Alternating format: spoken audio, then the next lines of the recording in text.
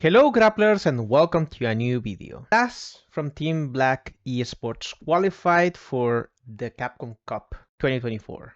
That means he's going to Japan. How that came to be, who that person is, and there are more players that fall into the same category as Blast, also from Team Black Esports. Very young players, very talented, but they are not only talented, they also have the ability to understand the game and to practice, which is very important. He was a very proficient Street Fighter V player during the later seasons of Street Fighter V. The Black Team Esports, his team, created a video with highlights from online. Now, online is one thing, especially in Street Fighter V with a very dodgy online, I have to say.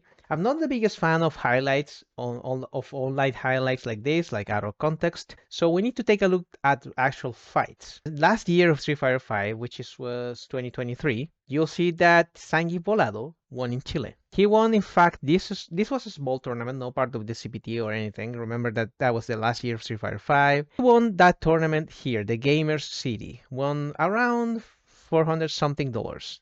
This is obviously Chilean pesos, but it's around $400. He won against Blast. He was playing Zangief, and Blast at that point was playing Ed, Ryu, and Ken. He even reset the bracket. It was a pretty interesting fight from Zangief Volado because he won using probably the lowest tier character in the game. Zangief at the end was pretty bad.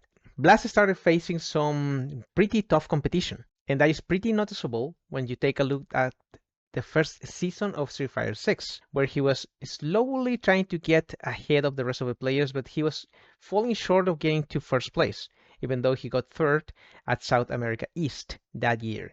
He didn't qualify. He still did pretty well, but it was not it yet. Also, he was playing Ken around here, Ken and Ryu mostly around here, no Ed. But then, the next year, something happened. He was already a pretty talented player. Having that talent and having the ability to exploit it properly is something that is very significant in order for top players to be and to get to higher places. Something happened during 2024 and he started winning the biggest tournament here in Chile. Arguably, probably, one of the biggest tournaments in South America. At some point, Never Give Up 2024 was part of the CPT. You'll see that the last time it was in 2019. So this is a big tournament for us here in Chile, and again, probably for South America. It was pretty common for players outside of even the region, even South America, to come here to get points. Keoma won that tournament, and you'll see that he got 200 points. That's no longer the case. It's just a big tournament that we really appreciate having, to be honest. The important thing is that Blast took first place. But before reaching the point of fighting Atma, he fought Kra, Evil Kra, one of the most notorious players in Street Fighter 4 and also in some seasons of Street Fighter 5. He's a very old school player, and you'll see that this was basically 2-0.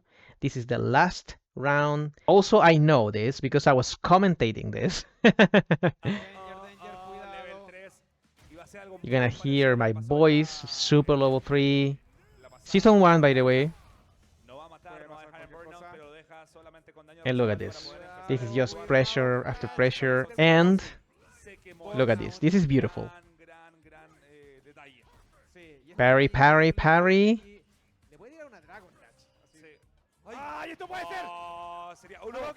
And you'll see that even in the latest tournament, Atma was here. He's a very, very good player. This is after the reset, 3-0 basically.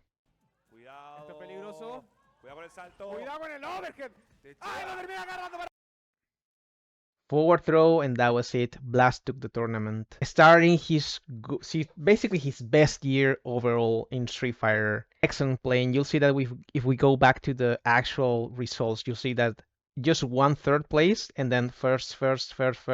Other players that are very significant. Over here, the last tournament, you'll see that you have from the same team, Karaime. Also pretty good player. In fact, in the Never Give Up 2024, this same tournament, he beat Jong-Hu. Yeah, this player. Another great player over here in Chile who won and qualified for Capcom Cup 9, where he actually beat Kawano. This was a very close match. Season 1 again, Jong-Hu was using Modern Marisa in Cry Ken.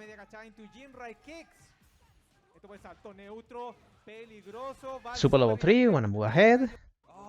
And look at this pressure. Cuidado, Yonju. Acá lo más Cuidado, complicado es la barra de Yonju. drive. Cuidado, Cuidado. Base Yonju. adelante. Esto puede ser el Ringan. Perfect KO at the end. Not like Crime is just winning one tournament sometimes. He actually won the ticket to go to Blink Respawn in a tournament in Peru, the Hype Night 2. He took it over basically every single top Peruvian player. He's not the only one. Recently, they were Blas and Crime were getting some help, some monetary help from the team, and they were trying to reach a point where they could send both players to the tournament. Recently, they announced that goal was met. So not only Crime, Blas, also Maxilla. I have to tell you guys, Blas is 15 years old. He played most of the tournament, most of the World Warriors having only 14 years old. Basically this month he got to 15. And both of these guys have 13 years old. These are extremely young, talented players. And even though I haven't talked about Maxilla in this video, he's also pretty good and he's a little bit behind these two, but he's still doing some stuff. They're pretty talented players, but they also put the effort in. I have to tell you that probably due to the success of Blas or Crime, people are gonna have to, or are gonna start assuming some things from South America. You'll see that there are a lot of names ahead of the actual nickname of the players. Sponsorships in Latin America are not really real, quote unquote. Most of them are teams, and teams sometimes have some small sponsors, but that's not always the case. For example, for Black, and I know this because I was Black at some point, I was part of that team, they really try to support the team as a community. They don't necessarily have the biggest sponsors, so a lot of the money required comes from them. They don't necessarily have those opportunities here in Latin America. The second thing is, this is also a very specific case of players being talented and playing the game. Usually here in South America, we're very good at Marvel and KOF. Street Fighter is not necessarily a game where we excel at outside of Latin America. There are a few specific examples, but so it would be incorrect to assume we have like 10,000s of Blast players or Crime players over here. Those are the exceptions. I wish that would not be the case, but seeing how limited opportunities are over here is very strange for a great player to just be born out of communities with limited support. We don't have necessarily the communities where we can let these players shine and be actually known by outside players. Rarely we have content creators that follow the journeys of these players and actually showcase them to the outside world, to outside of Latin America. So I'm pretty happy Brian F is doing it, and well, this video hopefully helps you to paint a picture of who these players are and the abilities they have. What do you think about these new players? What do you think about younger and younger players being so good at the game? Take care of yourselves, keep playing Grapplers, and I'll see you in the next one. Bye bye.